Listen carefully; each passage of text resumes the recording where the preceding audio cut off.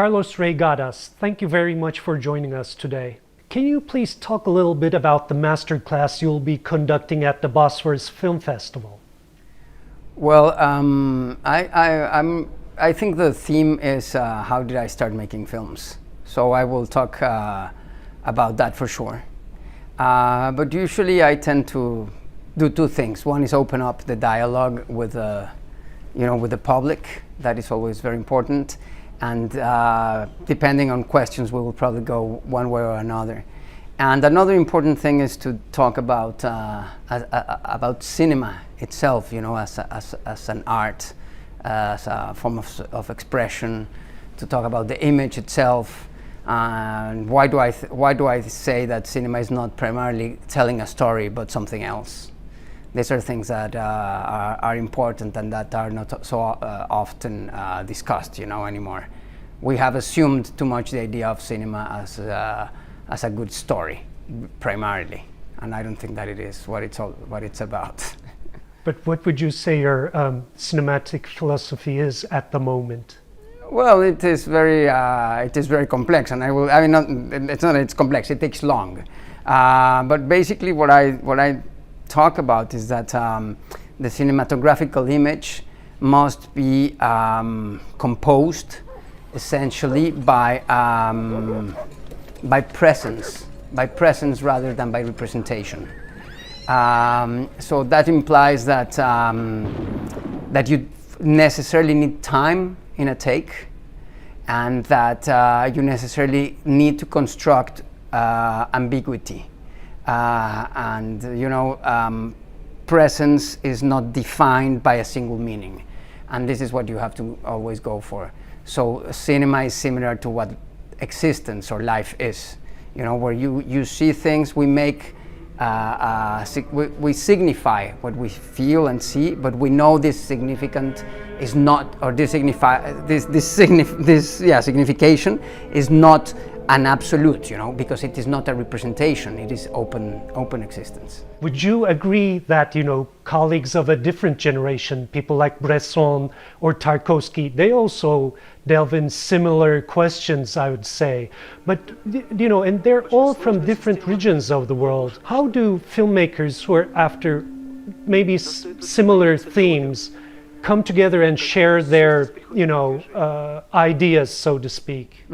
Yes, well, firstly, you're totally right. What I'm saying is not that I discovered it or anything. It's a part of a tradition, but a tradition that has had amazing people doing these things. For me, the best filmmakers of around time, the ones you mentioned, and a few others. But these people have always been, minoritarian by far. And their position is not cultural by definition. As you say, there's some Japanese, some French, some Danish, Russians, whatever. I think what unites them in the sense of thinking about cinema and presenting certain things, it's a love for art, and something that really, really goes beyond even culture.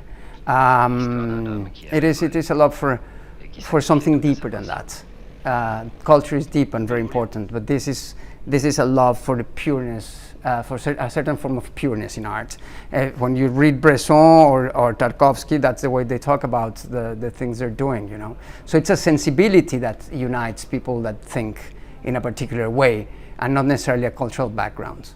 There was a renaissance especially in Mexican cinema in the early 2000s. And there was this promise of this new wave of Mexican cinema making it in the international circuit and reaching different cultures. Do you personally think that promise, if you think there ever was one, that promise or that claim was ever fulfilled for you?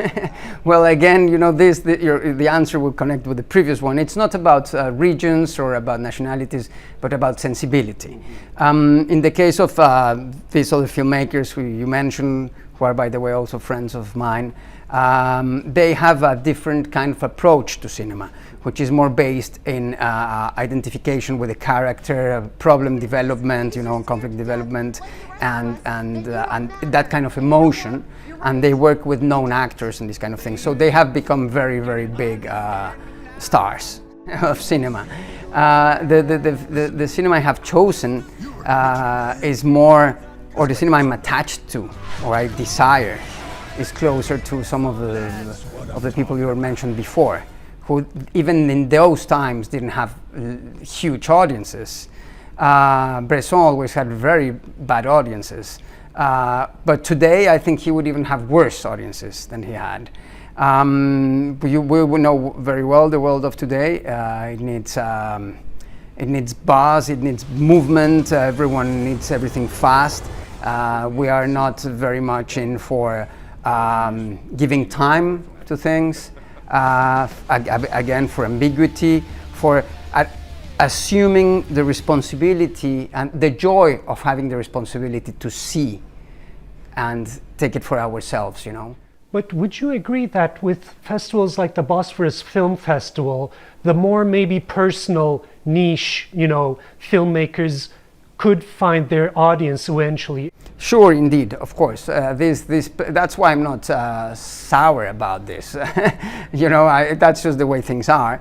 But you realize that, especially in these times where there's again such strong like currents, that there's these little niches that are like strong castles overlooking, you know, the mountains from the rock, built on rock, very solid, with people that love what they see and that give everything to this activity of loving cinema and understanding it in the deepest possible way. So of course these places are the ones which will be the keepers of these dark times. And I have a feeling that the tide will turn again, and you know, tides always turn. So it's all right, where everything is fine, and I'm very grateful to these kind of places. It was great pleasure talking to you. Thank you very much. You're welcome.